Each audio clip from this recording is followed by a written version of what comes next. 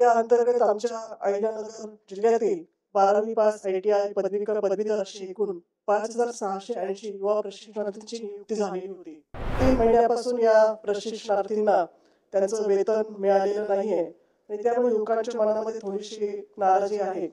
या सुशिक्षित बेरोजगार प्रशिक्षणार्थी युवकांनी शासनाला त्यांच्या मागण्याबाबत निवेदन देत असताना हे विद्यावेतन तात्काळ मिळावं. धन्यवाद अध्यक्ष महोदय. राज्य शासनाने कौशल्य रोजगार उद्योजकता व नाविन्यता विभागांतर्गत राज्यातील युवा सुशिक्षित बेरोजगार उमेदवारांना प्रत्यक्ष कार्यप्रशिक्षणाद्वारे रोजगारक्षम करण्यासाठी जुलै 2024 मध्ये मुख्यमंत्री युवा कार्यप्रशिक्षण योजना सुरू केली होती. या योजनेअंतर्गत शासकीय आणि निमशासकीय उद्योग क्षेत्रातील लाखो युवा प्रशिक्षणार्थींची निवड झालेली आहे.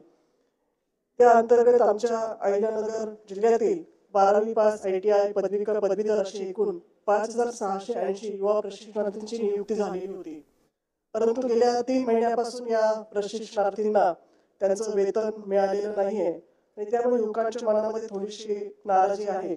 माझी आपल्याला विनंती आहे की या प्रशिक्षणार्थी युवकांनी शासनाला वारंवार निवेदनं दिलेली आहे, पाठपुरावा केलेला आहे.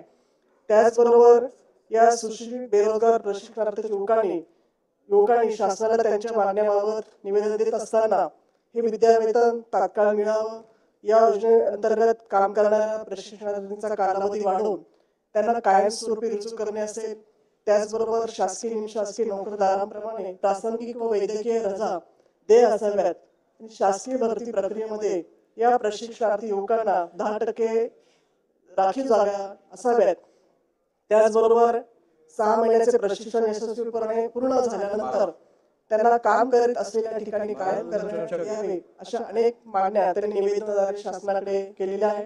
माझी आपल्या माध्यमातून शासनाला विनंती आहे की मुख्यमंत्री युवा कार्य प्रशिक्षण योजनेअंतर्गत काम करणाऱ्या या प्रशिक्षणार्थी युवक युवतींच्या 3 महिन्यापासूनचं थकीत विद्यावेतन त्यांना तात्काळ मिळावं यासाठी मी आपला औचित्याच्या मुद्द्याद्वारे शासनाचं लक्ष वेधते. धन्यवाद अध्यक्ष महोदय.